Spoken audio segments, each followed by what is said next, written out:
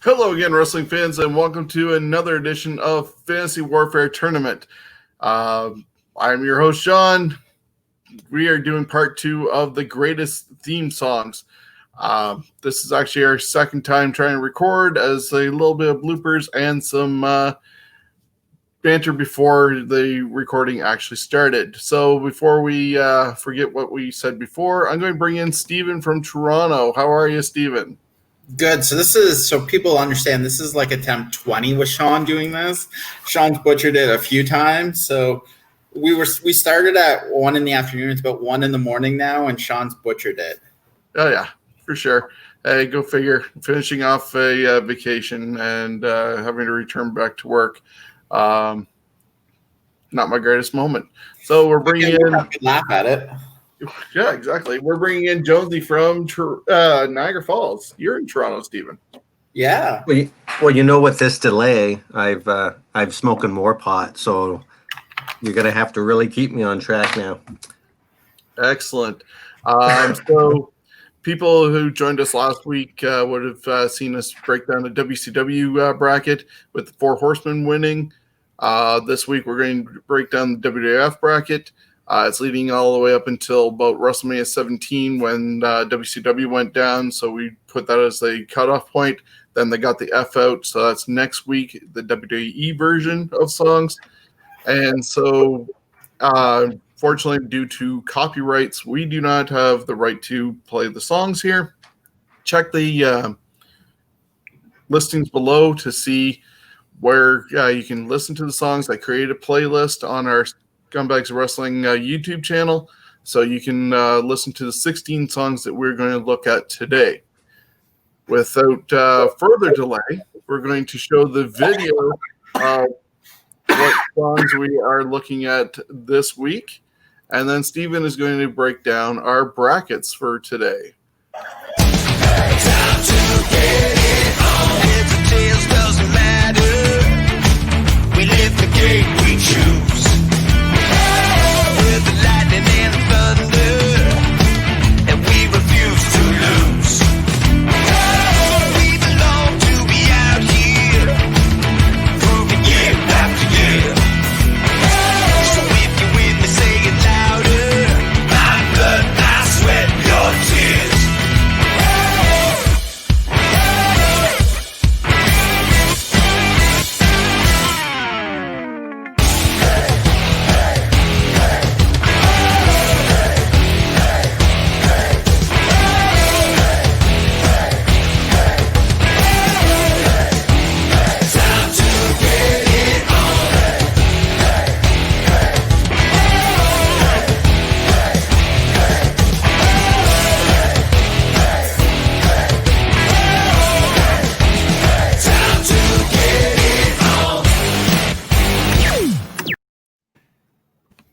So as you saw in the video, this week's an interesting week. Wasn't as tough for me as you'll hear about for the other two. But match 1, you've got Doink, which is Evil Doink versus Double J with My Baby Tonight. Match 2, you got Undertaker versus Ultimate Warrior. Match 3, you've got the $1 Million Man, Ted DiBiase versus Bret the Hitman Hart. Match 4, Brothers of Destruction versus Mankind. Match 5, you got Jake the Snake Roberts versus Dusty Rhodes. Match 6, you've got Diesel versus Hulk Hogan, American Made. Match 7, you've got Vince McMahon versus HBK, Shawn Michaels. Match 8, you've got Demolition versus The Nation. And like I said, there was only one matchup for me in the first round that I really had to go back and listen to a couple times. How I do it is I play the song, close my eyes, listen to them both, see what one makes me remember, and if I can think of the rest or without knowing who it is. I know, Sean, we were talking in, I don't know, first 5 attempts that you had a little trouble picking some. Yeah, I think there's probably 3 in this first round that I think might go to a tiebreaker. Others might get a little bit more clear-cut 3-0 victories. But, yeah, I saw 3 that were up in the air, at least in my case, as opposed to other weeks where we're just like, okay, first round, let's get this run through, and then we'll have harder rounds as it goes on. Jonesy, your thoughts? Well, there was only one that I had a little issue with, and that was Doink versus Double J. That one was really hard for me as the Doink song. I'm a sucker for circus music, so that one's the tough one for me. Excellent. We're going to start that off with the first round of Doink the Clown Evil music with Double J. I'm only going to say Double J in this case. It's With My Baby Tonight. So I get to start this one off. And you get the Doink music. He came in 1992, played by Matt Osborne, or originally in WWF as Matt Bourne. I believe he appeared at WrestleMania 1. But before coming back to WWF, he was Big Josh, the lumberjack with the bear and doing log rolls and having the axe handle and stuff with him. But he came back to WWF and was doing a whole different shtick with the clown gimmick. Of course, people thought, oh, it's a clown. He's going to be fun. But in this case, he was doing a lot of cruel jokes to children, dumping buckets of water on their head and stuff like that. Eventually was tripping people like Big Boss Man, using prosthetic arms to take out Crush. And when you hear his music, it starts off with that traditional circus music that Chris was referring to. Basically, is da da da da da da da da da. But then right after that happens, it goes into this very dark, evil, ominous music with a laughter underneath that is a maniacal sort of laugh. And it obviously goes on repeatedly as he made his way to the ring and would play tricks, as I said, on kids or harass a referee before the match started. But you got the notion that this clown was definitely not there to be having any fun and was out to do some evil. If people were fans of Stephen King's Pennywise the Clown and It, even John Wayne Gacy and being a killer clown, this guy fit definitely along the lines of those two aforementioned guys that were in regular society, if you want to say, or pulp culture in the case of the literary version of Pennywise. Then we're going against Double J with My Baby Tonight. Now, this was based on Jeff Jarrett, Mr. Jarrett. And he was doing the whole. You butchered that. I know I did. Haha. But he was trying to be this great music performer and was shunned by Nashville and was out to determined to tell people that he is as great as he thinks he was, and was going to stick it to Nashville for shunning him for his lack of music talent or not allowing him in the Grand Ole Opry. And he had the neon double J's on his hat. He did the strut like Ric Flair and stuff like that.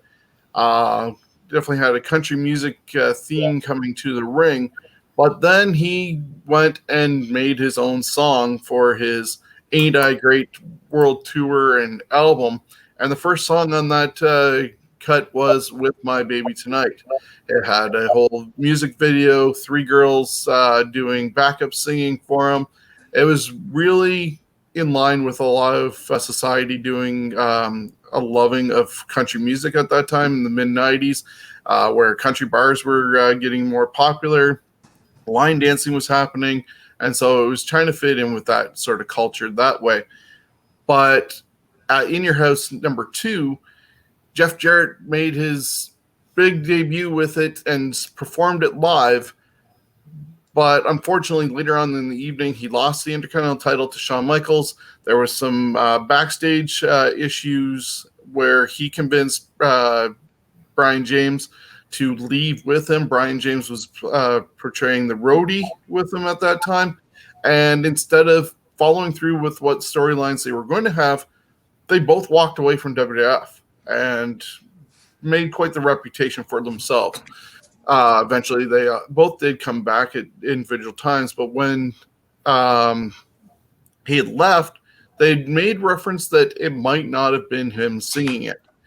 And that's what the storyline they were going to go with, but until they took off. Brian James returned as the real Double J. Jesse James revealed that he was the actual one who did sing it, and he did actually sing that track. Brian James does do singing. And so he was the real Double J, and that's why we're only classing this song as Double J.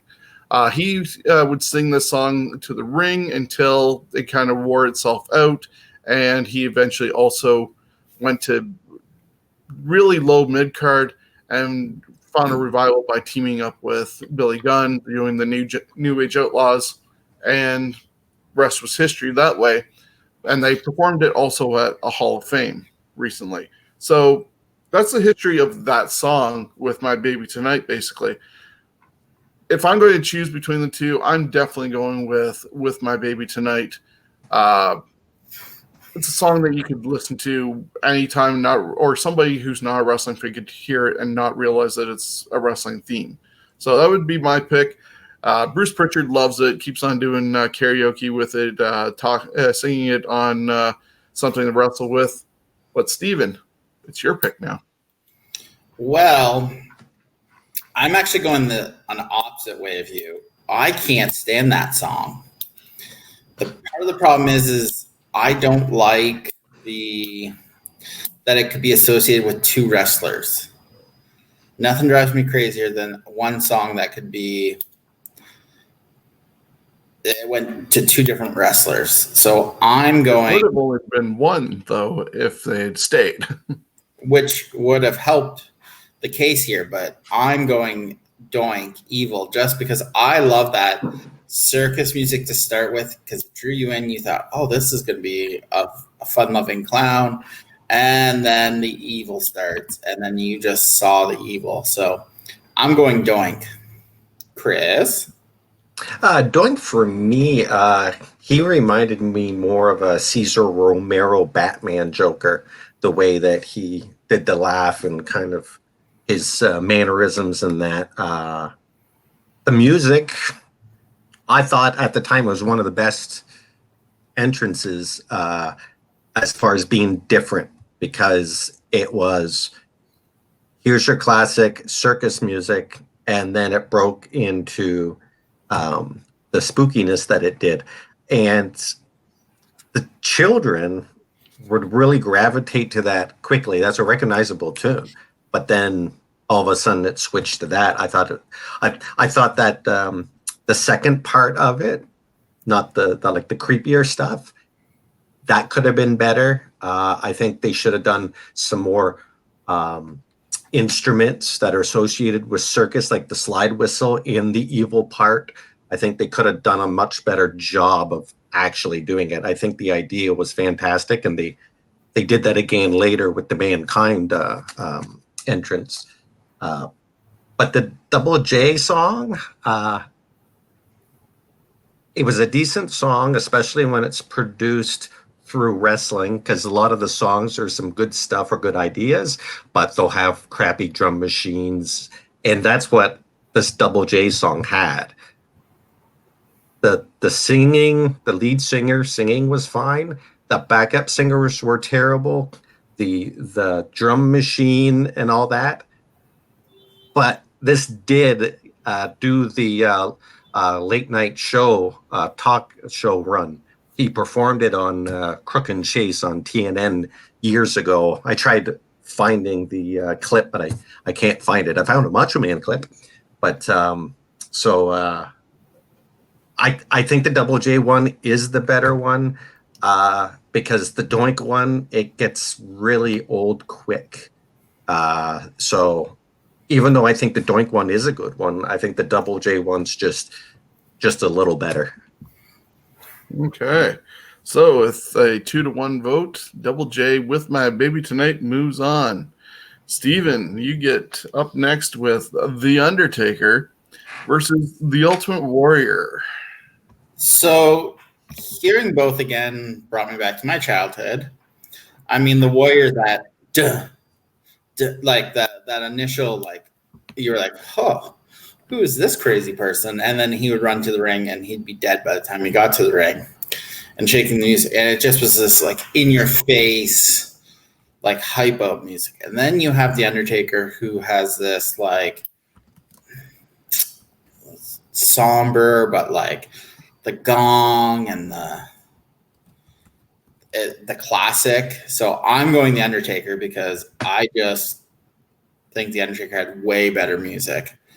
Ultimate Warrior, it could have been anyone that theme music could have been for. The Undertaker, it fit the Undertaker to a T. The Undertaker song. This one, it wasn't the original. It was about 2 years later, or at least that one wouldn't have done as well against the Warriors, because this one had the bongs where the original one didn't. It had heavy organs. It was the Funeral March, I believe, where the original was the Dirge, it was called. What else did I have in here? Oh, yeah, they had tons of stuff. Crash cymbals, lots of time for the character to walk there. I think he had it timed as far as how long it took him to walk to the ring, and he would time it to the music, because there's those plateaus within the song that gives the wrestler to be able to pick which one they're going to go with, so it fits no matter where they are. The Ultimate Warrior one, it is better for the first 5 seconds, and then it just gets old really quick. It's just that it's the same over and over again, where with the Undertaker songs, there's so much layering going on there. I'm voting for the Undertaker one, even though the Ultimate Warrior one is good, and you know who it is as soon as it hits. And I think the Undertaker one's just a better song. Yeah, both of them set quite the excuse me. Both of them set quite the tone for how they enter. Warrior, you had that just the constant dun dun dun dun dun dun dun dun, and he kind of ran to that same theme, blew himself up, unfortunately, but just the visual of him running and shaking the ropes got people hyped for his matches. Undertaker's match, or his music, it took time, but it also helped with the lighting effects that happen, his slow, methodical walk, just his whole presentation. So, yeah, that does go to Undertaker as well. 3-0. All right. So the next one is Ted DiBiase and Bret the Hitman Hart. The Ted DiBiase one, again, it's a classic one. As soon as you hear the laugh, you know who it is. What I like about this song is it's got a lot of smack talking in it, that the person that's going out there also sung on it, or did words which he did. And I mean, some might cost a little, some might cost a lot, but I'm the $1 million man, and you'll be bought. I mean, simple, effective. It tells a story. You don't even have to see the guy. And then the Bret Hart one, it starts with a classic high guitar riff. It's a little repetitive, I found. It did have longevity, though, because he wasn't the only one that used it. And I think it was used maybe too many times by other people. But because I mean, it was used for when he was in the tag team and singles, and then for family members. So it kind of loses a bit that way.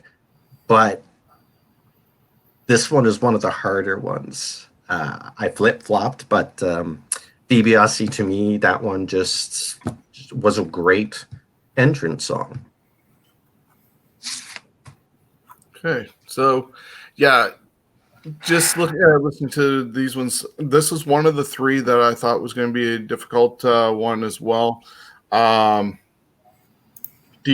classic. He was one of those heels that guys like Hogan and Savage needed to be the main eventers that they were in '88 and like late '87 to early '89. You always knew what was going to happen during those maniacal laughs, that DiBiase was going to come out. It was so arrogant of him, what he was going to do. You saw people like a young Rob Van Dam kissing his feet just to get a couple of dollars, like $100 bill.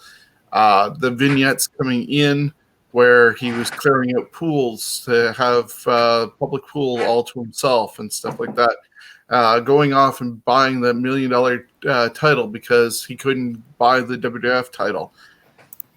It just oozed arrogance and that guy that you really hated. And especially in that time, you had millionaires that just were slimy and not wanting to lower themselves to you being. And then there's Bret Hart. And you knew as soon as that guitar riff happened that the Pink and Black Attack was coming out. It's still used today with Natty. It had been used with the New Foundation. It was used with the Hart Dynasty. But, of course, the song that we listened to is just strictly Bret's. And you knew he was coming down. He'd have the shades on and be just looking at people and going, me doing his whole almost a Hogan thing, back and forth to the different ropes, and then he'd give off his sunglasses. I have to go also though with $1 Million Man Ted DiBiase as advancing. This was a toss-up, as I said, but Ted's moving on. What was your vote going to be, Steven? Bret Hart. That guitar riff. I mean, I love both of these, but that Bret Hart brought me back to being like a 9-year-old who every time that music hit, didn't matter where I was in the house, I came running to watch that. So I was a Bret Hart. That, don't get me wrong, I love Ted DiBiase's music. He was facing Bret Hart, so wouldn't have mattered. That's a hard one. So 2-1. Okay. Shawn, you got the next one. Yeah, I get the next one. With the Brothers of Destruction taking on Mankind. Brothers of Destruction starts off with your traditional gong that happens whenever there's an Undertaker theme song, regardless of what generation that he's using. Because even when he was the American Badass, it started off with a gong before it broke into Limp Bizkit. So in this case, it's bongs going off, then guitar riffs. This was made up also of Undertaker and Kane, so trying to meld their themes together a bit to find something that balanced them. They'd been feuding beforehand, and then finally got on the same page. But their music was much like, I guess, the Ministry music. It kind of just seemed to move over to the Ministry, even though Kane wasn't part of that. It's great if you want to listen to it along with a lot of the other songs that they put together. And for Halloween, you could put a whole half-hour track of WWE themes and let it play like you have a haunted house going on as kids come door to door. I love that way that music happens. I've used it a bunch of times at Halloween for trick-or-treating, along with Undertaker's theme, Kane's, Mankind's, even Goldust and stuff like that, just to set a mood. But then you're talking about Mankind and Ode to Freud. This was when he first came into WWF. Basically, if you listen to Jim Ross, Vince McMahon had nothing for Mick Foley at all, and he only hired him just to sort of show JR not to put all your eggs in one basket and not love one person because they're going to fail you. And then he even put a mask on Foley's face just to do more playing around with him, sort of the unfortunate side of Vince McMahon, but Mick Foley made the best of it. You have this maniacal song that starts off evil, and he's talking about on the 8th day, God created mankind. Why was God having such a bad day? He mentions about his missing teeth, his missing ear, just everything bad about his life. And when you see the video that this actually also was as part of his bringing into WWF, he was in dark, dingy places, basements, whatever, playing with rats. He had the mask on his face. He ripped out pieces of his hair. And then you saw him come to the ring, and he was just like limping to the ring. He'd do everything, stuff his fingers down people's throats. And after the victory was the second half of the song, because and you listen to the song, he says, "Destruction can be beautiful." And right after that, it changes to a piano medley. And this is when he got victories on Superstars, and he'd sit in the corner and blue light with the piano and rocking back and forth, and it would set a different mood, all in the same song, basically. And by the time the song ends, you feel almost sympathetic for him, because he's like, "Leave the light on, I'm coming home." And you don't know which side you're to fear this Mick Foley version, like Mankind. What's he going to do to you? Or do you feel sympathetic for him? And eventually people did. Just the mood that Mick Foley's song sets compared to, I hate to say it, almost generic music when you compare everything that goes on with the Brothers of Destruction. I got to go with Mick Foley. Steven? Oh, I'm going Mick Foley too. I think the music was amazing. So definitely going Mick Foley. Just, I think it fit so much better. Jonesy? I agree, but I disagree. I would have voted for the Brothers of Destruction song. It is probably the most kick-ass song that WWE has ever done. It's a combination of Kane's song and the Undertaker's song that they've layered together.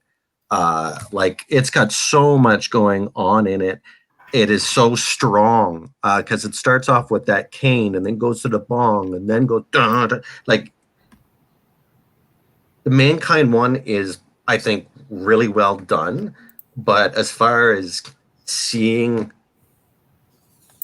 these characters come out, especially who they are, the Brothers of Destruction one, that music, shit's going down. Or the Mankind one, it's more of a mystery. I do think the Mankind one, I mean, to me, it could be the beginning song and the end song for a horror movie. It's cinematic, and I do like it over the Brothers of Destruction one, but I think the Brothers of Destruction one is just much better. I mean, the way that the guitar is at the beginning of the Brothers of Destruction, it sounds like a helicopter.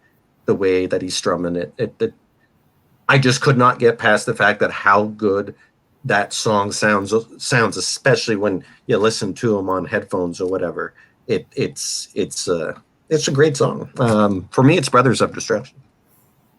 Okay, well, Mankind is, though, advancing, and that brings us to our fifth match, which is Jake the Snake Roberts taking on the American Dream, Dusty Rhodes. So I'm probably going to make a controversial statement. I hated the Jake Roberts theme song. I absolutely thought it could have been for anyone. Any heel at that time frame.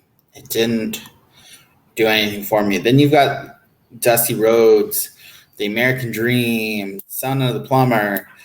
It told a story, and you knew as soon as that like the I don't even know what music instrument it was that to start off. Yeah, you knew who it was right away. It fit the character. I'm going Dusty Rhodes. I just think that I was not a fan of the Jake Roberts theme. I think the cowbell in the Dusty Rhodes one might have been a wooden cowbell, just the way that it sounds. I love the Jake the Snake Roberts theme song. Again, for the 80s, that was one of the best ones. You knew who it was as soon as it started. There was no mystery. The way that the music was kind of cut in two, where he had enough to walk and then get into the ring. Same thing with when a match would end and he was the victor. There's that kind of silence, but not silence happening, that gives that time to celebrate, that time for commentators to talk. The Dusty Rhodes song really didn't give a chance for commentators to make comments, especially if he won when that song's played. It's much tougher.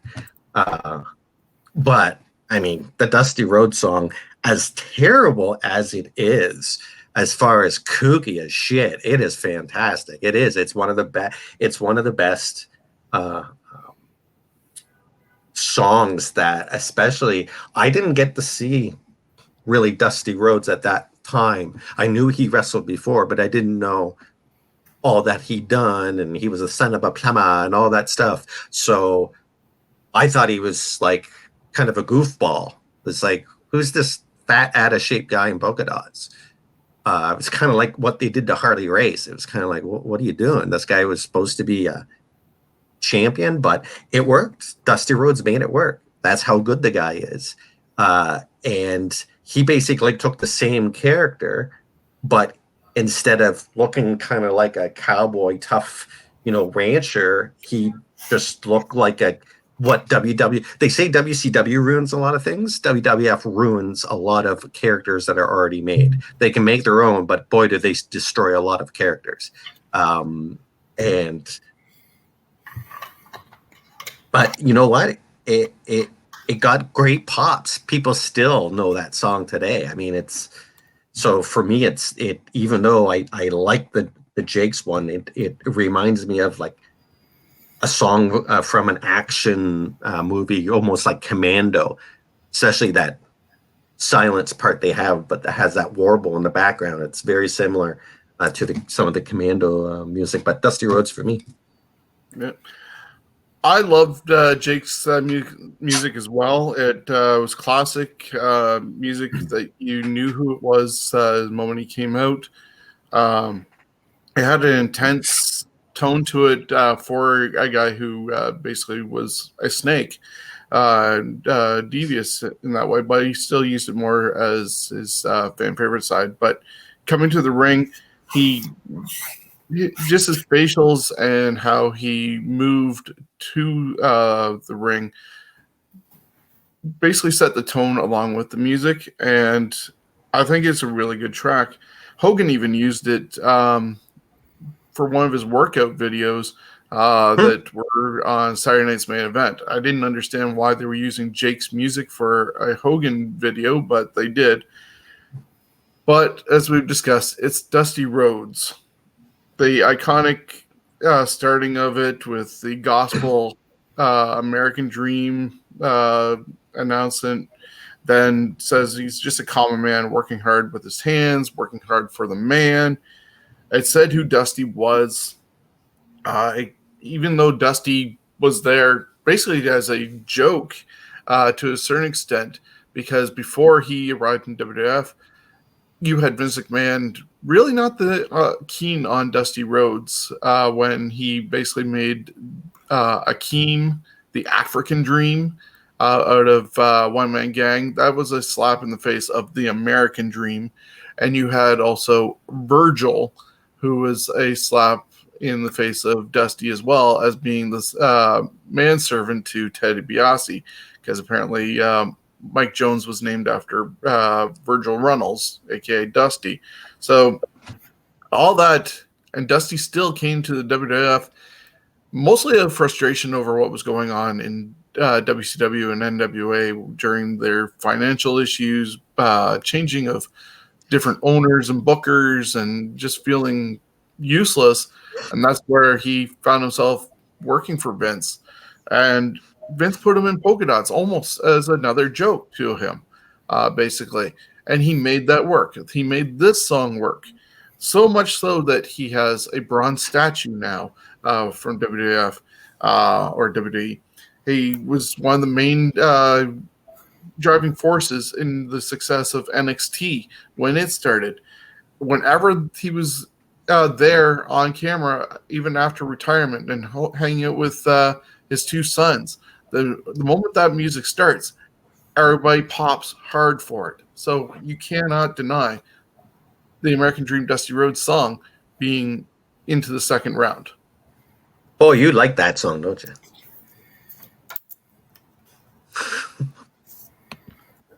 All right, Next so up. I'm doing Diesel and Hogan. You know what? The Diesel song is not as bad as I believe it is. I didn't like Diesel. I didn't like the character. I didn't like the song. I liked nothing about him except he was a big guy. Until he actually went over to WCW, I never really seen him much as a main eventer. I just didn't. I didn't think that the thing the song did do for him is it did fit his walk.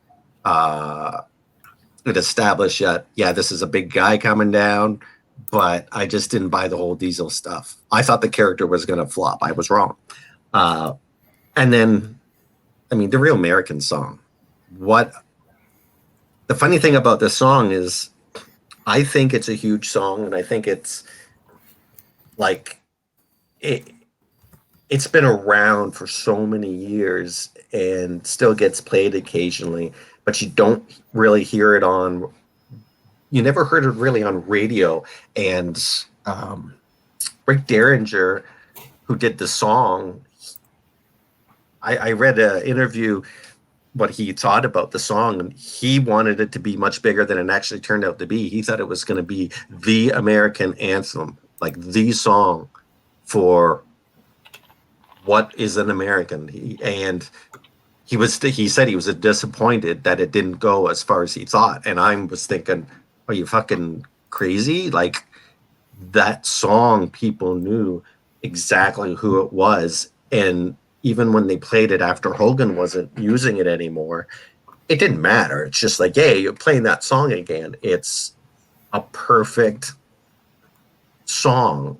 It's got all the, as far as for a wrestler, it's not, it's a radio friendly song, but it sounds like it's supposed to be powerful, but it's not powerful. As far as the way that the band did it, I think they almost need a remix of that song.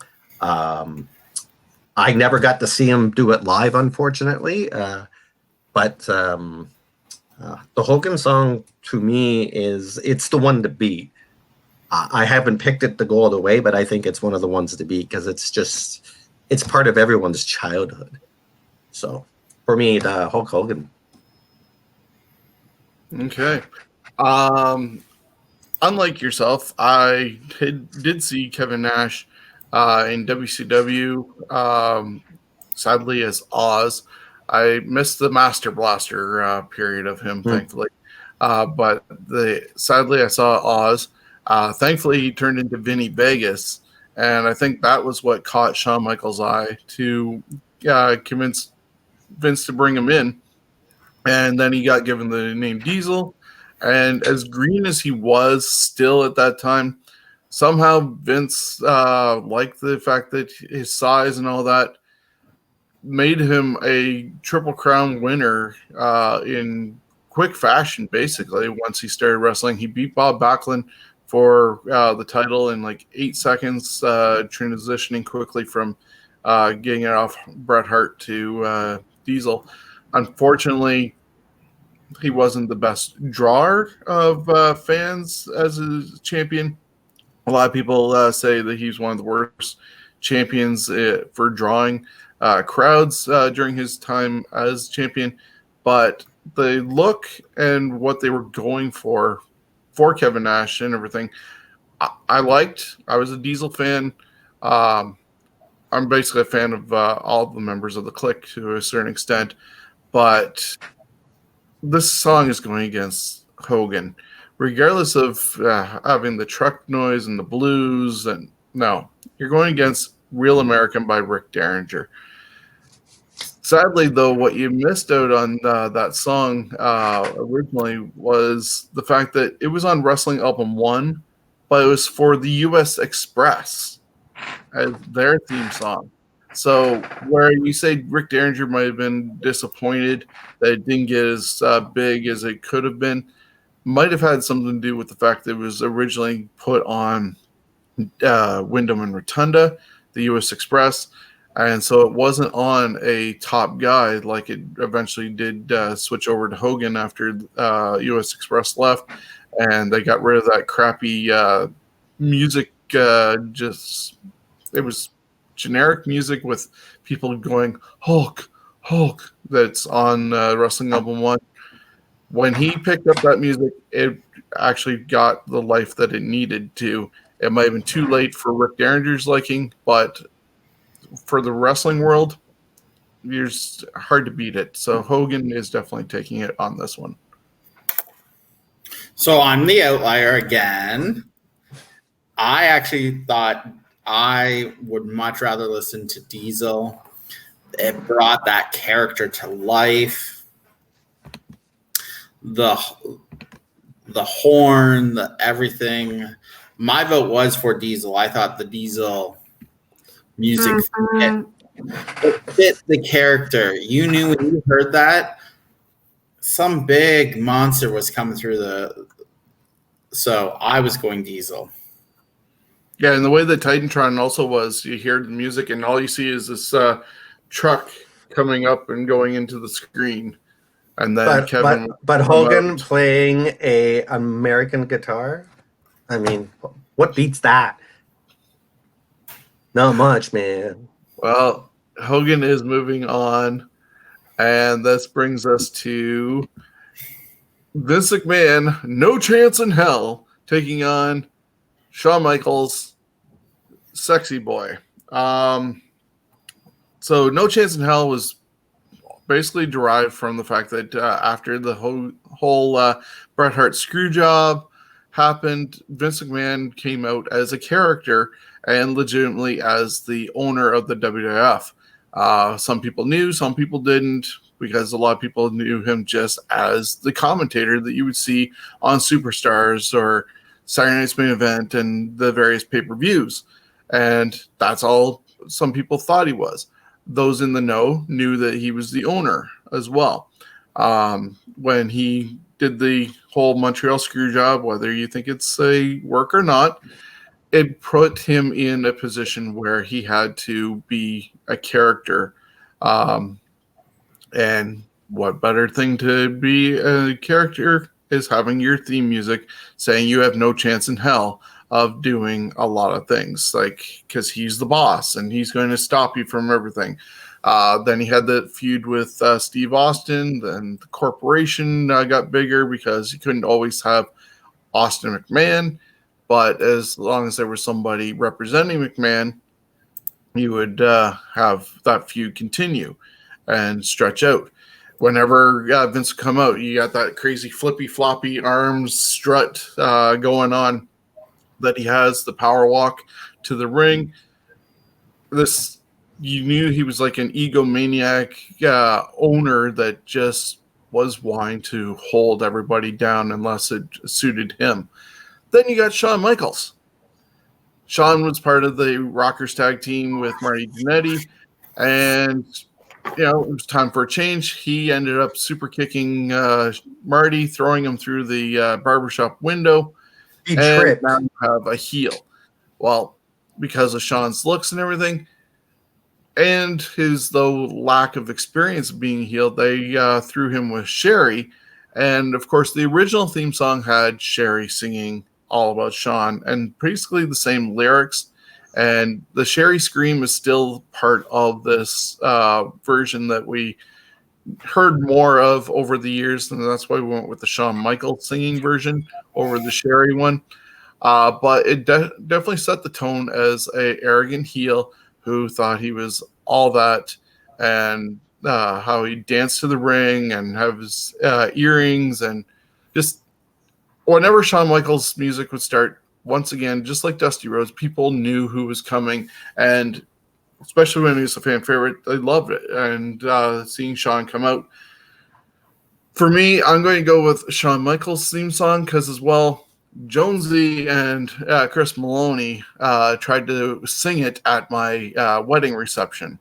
So I do say tried, but it's... No, there wasn't no try going on. And you got to get your facts right. He tripped. Okay, no one threw him through that glass. He tripped.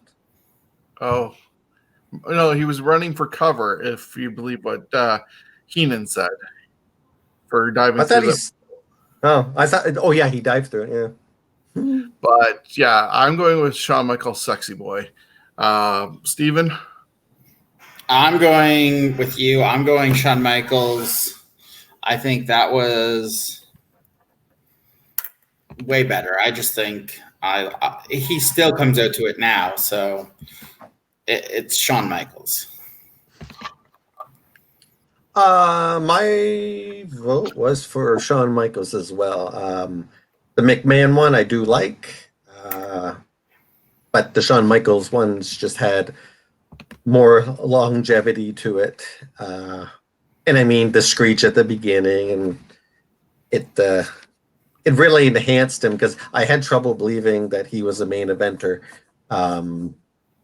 Near the end of his career, his first career, I started to see him as being a stronger wrestler, but I was kind of blind, I guess. But anyways, he was not my favorite wrestler until he came out of retirement. But the song's just better, so I'll stop blabbing, and next to you.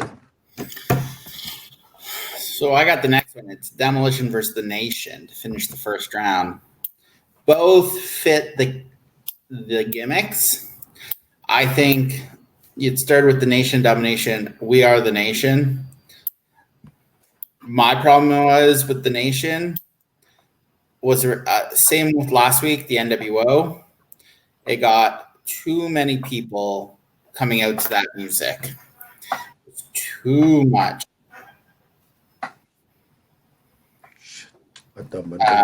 I would much rather.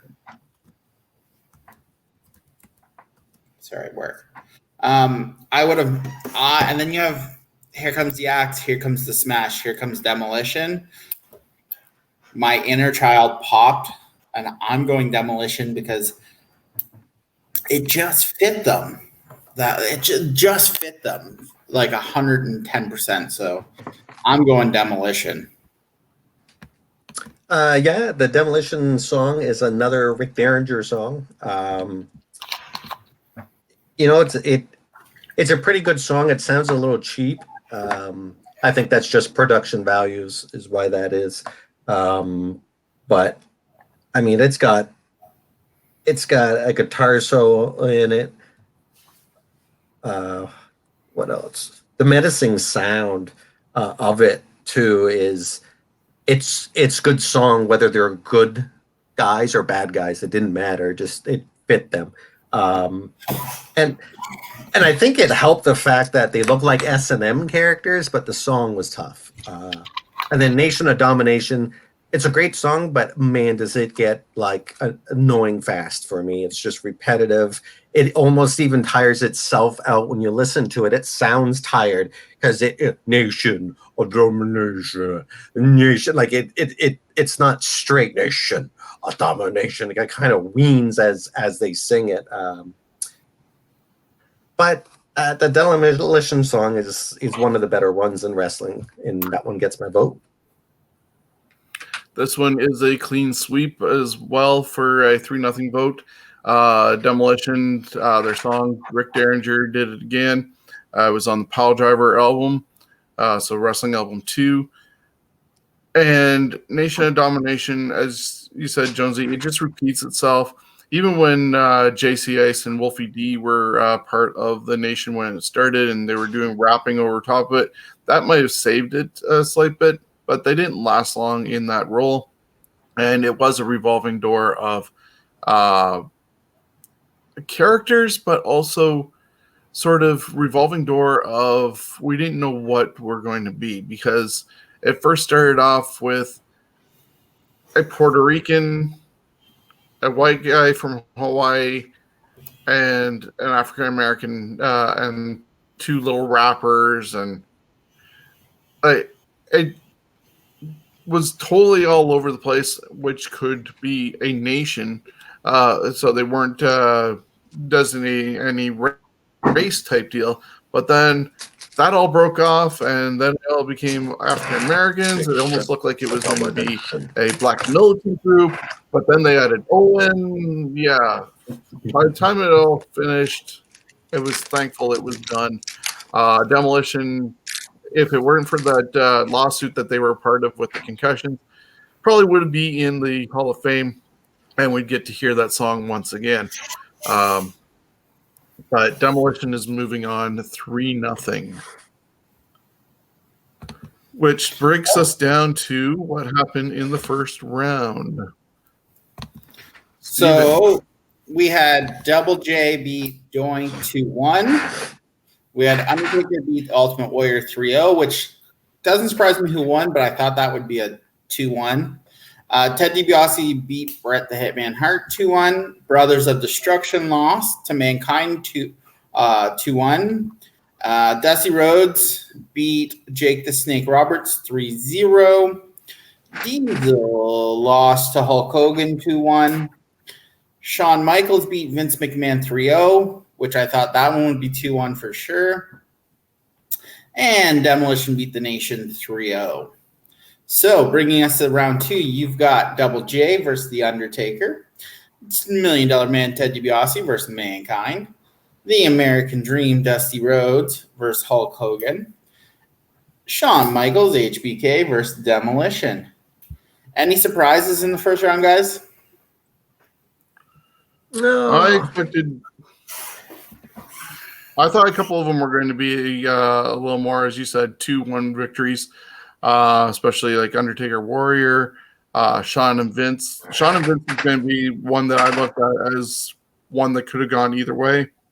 Same with Undertaker Warrior, just depending on what people's thoughts are with that. I was actually kind of surprised that Bret also is eliminated in the first round, but it's Ted DiBiase. So that was the third one that I was seesawing on. Jonesy?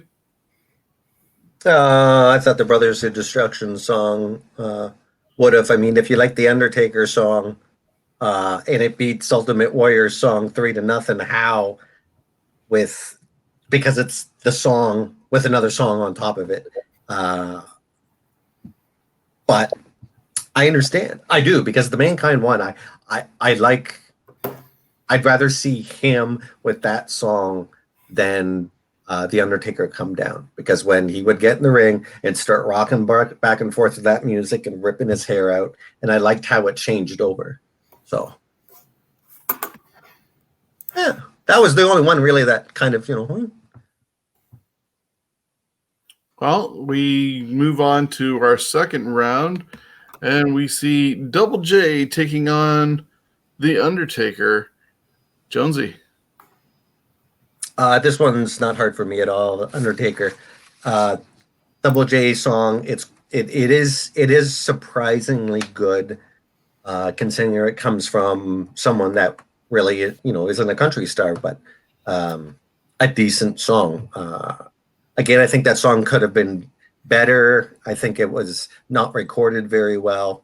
I think with better recording, it would have sounded a lot better, especially the backup singer ladies. They kill me in that song. But The Undertaker, I mean, my God. it's not his original song. It's with the bongs and all that, but it, especially when you have the visual with that song, it's unbeatable.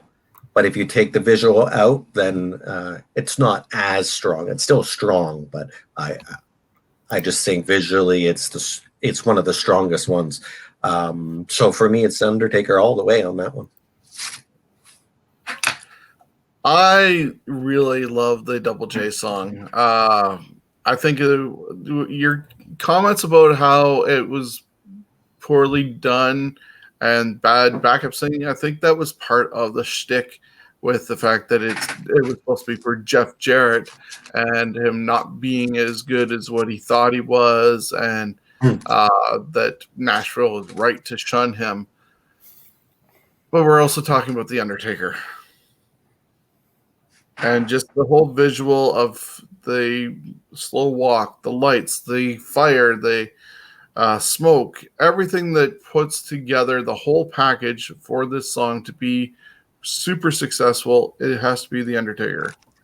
Steven? This is an easy one for me. It's The Undertaker. I think that's one of those. It's an iconic theme, so it's got to be Undertaker for me. Well, so a clean sweep in that one. And that moves us on to our second matchup in round number 2. The $1 Million Man, Ted DiBiase, taking on Mankind. Both songs I love. I just think Mankind's has more substance to it than the constant laughing that Ted DiBiase does, and constantly saying everybody's got a price. Yes, him flashing the money and making fools of people into victims' mouth after the $1 Million Dream. Everything that was the character. I don't think the song did anything huge for him as he came down to the ring. It just basically played while he money.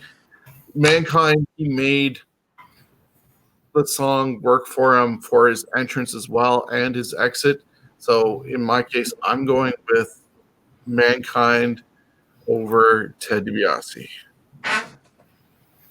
I disagree. I think Ted DiBiase did a better job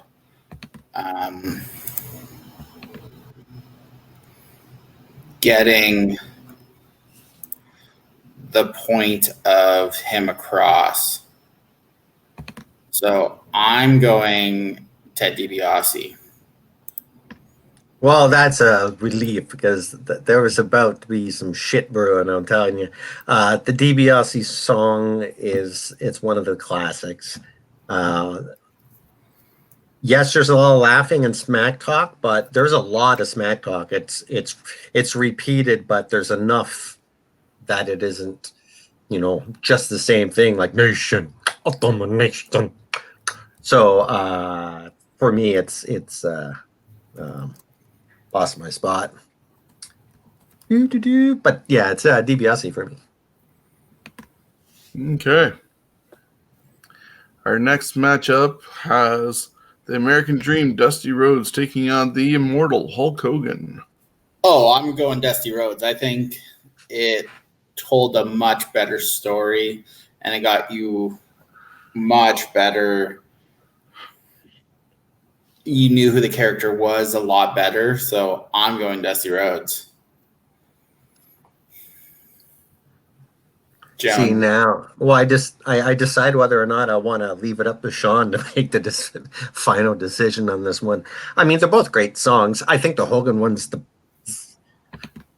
I don't know if I'd say the better. Like, it's better in some aspects, but the Dusty Rhodes one, it's just like, it's ridiculous, but it's done well. And you know what? Hogan has had enough championships, so I'm not even going to let Shawn make the decision on this one. I'm going to say Dusty Rhodes. Very good. Okay. I got worried too because as soon as Steven said Dusty, that I figured I was going to be having to be the tiebreaker in this whole thing.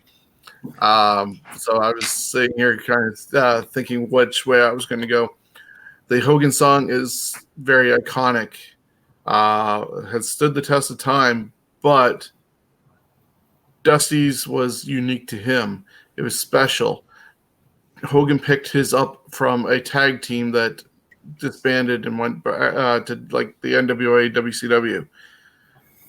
So yeah, I was going to go Dusty Rhodes as well. A 3-0 victory for Dusty over Hogan. That's an upset, big man. Which brings Okay, us. I finished the last one, I believe. So it's Shawn Michaels against Demolition. That one's a little tougher because I mean the Demolition one is good, but it sounds again a little cheap. The production values, production values really for me makes a song, and if now they're a lot like now you listen to Undertaker's, it's so much better production. It your stereo will play it like it sounds, where some of these older songs they're just stuck in mono or whatever, something that it just doesn't translate well enough. I only argue that point because I think the Shawn Michaels one has better production value to it. But the Demolition song, it's even I have to go. I gotta. Oh God, I hate that because I mean, yeah, I think the Shawn Michaels one is better. Even though I'm not, I'd rather pick Demolition. I think the Shawn Michaels one is better for an entrance song. It did a lot for him, especially at the beginning. Yeah, so that brings me to my decision, and I was a huge mark for Demolition, even though they were heels.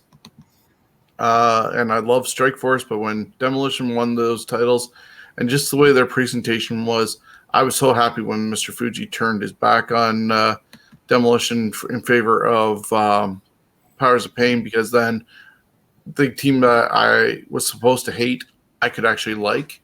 So love Demolition, but it's Shawn Michaels, sexy boy, HBK. Huge fan of his from Rockers to retirement. So I'm going HBK. Steven, was it going to be a clean sweep or was Demolition getting a vote? Here comes the axe. Here comes the smash. Demolition was getting my vote. I was really excited that if you went Demolition, I could eliminate Shawn Michaels. But you crushed my dreams. Sorry. So round 2, let's recap this. Undertaker swept Double J 3-0. Ted DiBiase beat Mankind 2-1. Dusty Rhodes beat Hulk Hogan, which I would consider, because it went 3-0, was an upset. Such a big 3-0. I'm surprised. And then we just saw HBK beat Demolition 2-1. So it sets up our semifinals for this bracket as Undertaker versus Ted DiBiase, Dusty Rhodes versus HBK, Shawn Michaels. And that has me starting off with this bracket, and I have Undertaker against the $1 Million Man, Ted DiBiase. We're definitely not in my semifinals. When I did this earlier in the week, trying to figure out my brackets, but this one's a tough one between the two. Undertaker was brought in by Ted DiBiase, but I am definitely going with the Undertaker. The whole presentation, the song, can't be beat by the $1 Million Man. So Jonesy, unfortunately, you don't get a vote really in this because Undertaker, I had him going to the finals in my top bracket. It's too much of a classic. I could close my eyes, and I know I've had people listen to it since we got the links together, and people knew exactly who it was. And they're not wrestling fans, so it's Undertaker. Is it a clean sweep, Jonesy, or is it 2-1?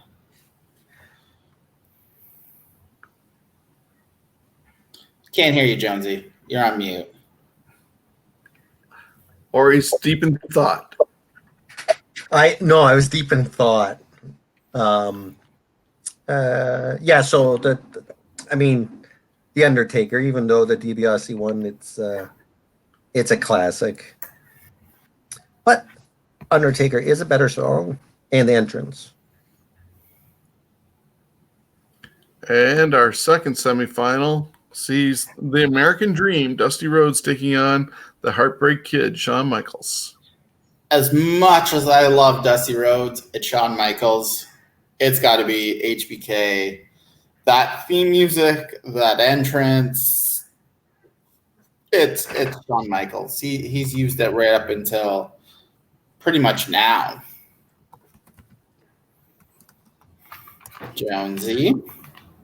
For the short run that the Dusty Rhodes song had, it was cemented in everyone's brain. And there's something about that warble sound. I don't know what instrument makes it. That's in it that gives it a little bit of a steel drum kind of Jamaican feel to it. And I mean, Dusty didn't have anything but his polka dots and his sweet sapphire. And when they were together and he had the nightclub, that pop that he would get from the audience. And I got to see him at the London Gardens, and I just, you know what, for me it's Dusty Rhodes. It's not been around, it wasn't used for that long, and it is just a hilarious song. Okay, so I get to break the tie here. Once again, two songs that are really iconic, where whenever it was turned on, you knew who was coming out. The fans got to their feet. But Shawn Michaels going to the finals against The Undertaker. Okay, let's quickly go over the semis. Undertaker beat Ted DiBiase 3-0. And in a very tough matchup, Dusty Rhodes lost to the HBK 2-1. So this leaves this finals as Undertaker versus HBK. Any ideas, guys? Anyone? Who did you, Sean? You said your bracket was busted. Who did I you? had Bret going to the finals against either Hogan or Michaels.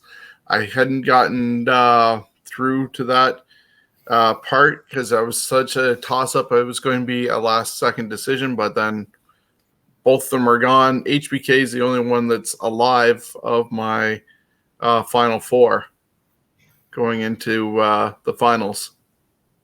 Jonesy, did you have a bracket, a final bracket? Well, I picked Undertaker to win, so I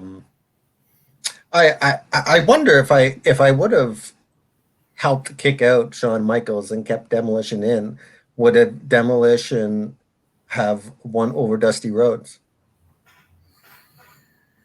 For me, Sean, Dusty would have gone on over Demolition for me. Oh, see, I fucked up. see, I had Demolition. I had Demolition actually winning the bottom bracket because I think that theme was amazing. So in the finals, we got Undertaker versus HBK, and Chris has got to start this. So good luck. For me, it's easy. It's Undertaker. Yeah, the Shawn Michaels one is okay, but there's so much more you can do with Undertaker's song. His entrance, like no one's had entrances like he's had, in my opinion. over the years, and so many different varied good ones, and that music has been in there for pretty much most of the whole his whole career, except for maybe a couple years. So it's a no contest to me. It's Undertaker, man. So it looks like Steven's going to be breaking a tie, because in my case, Undertaker, as much as it's a wonderful theme that we compared it to, it didn't last. It went for a certain chunk of time. I think the version that we listened to was from 94 to 98-ish, when he had somewhat the better of the music compared to when he first started. That really had nothing to it. But then he dropped it. He changed over to the American Badass and used Limp Bizkit as a theme. Then he went back to being the Undertaker, and there was the Ministry, there was the Brothers of Destruction. There's so many different themes. Shawn Michaels' theme lasted from 1993 when he turned heel, even using Sherry's version, right? But those words, those lyrics, everything lasted from the time he turned heel to even today. If he were to come out on Monday Night Raw tomorrow, but he's been retired, or show up at a NXT takeover, you're going to be hearing Sexy Boy. It's lasted without really changing. The only change that occurred was who sang it. When Sherry left, it turned it over to Shawn. But there's been no other changes to that song. So I got to go with HBK. He did make it to my final four in my original breakdown of the brackets. And so Steven is going to be the tiebreaker. I want to just say one thing to your point. Okay, go ahead. There you go. Yeah.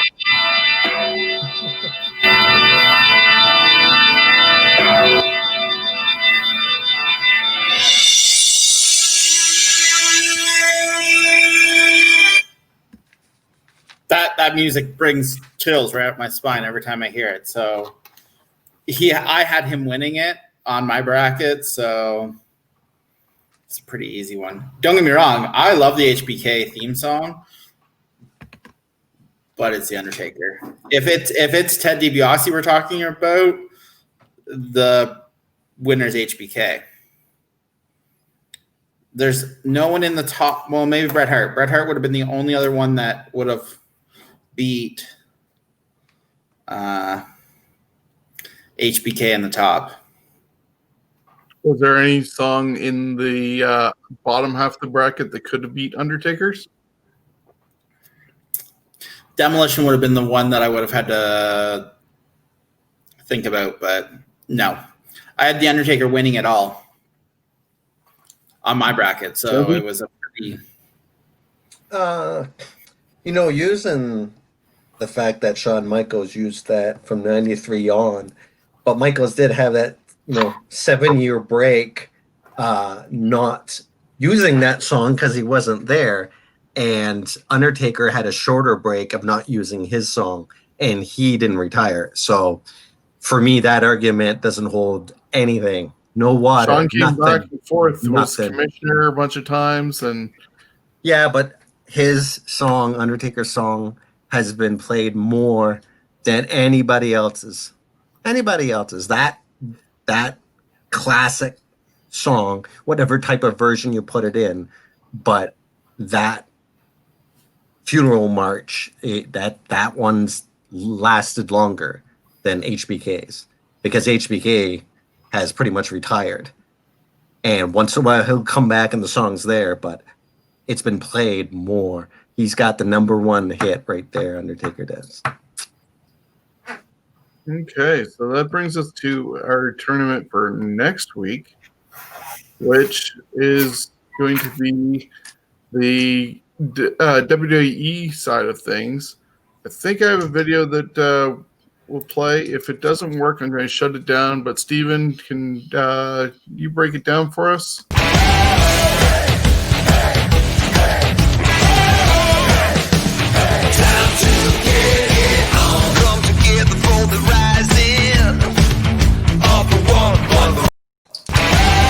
That was last Heads or tails doesn't matter. We live the game we choose. With the lightning and the thunder, and we refuse to lose. We belong to be out here, proving year after year. So if you're with me, say it louder. My blood, my sweat, your tears.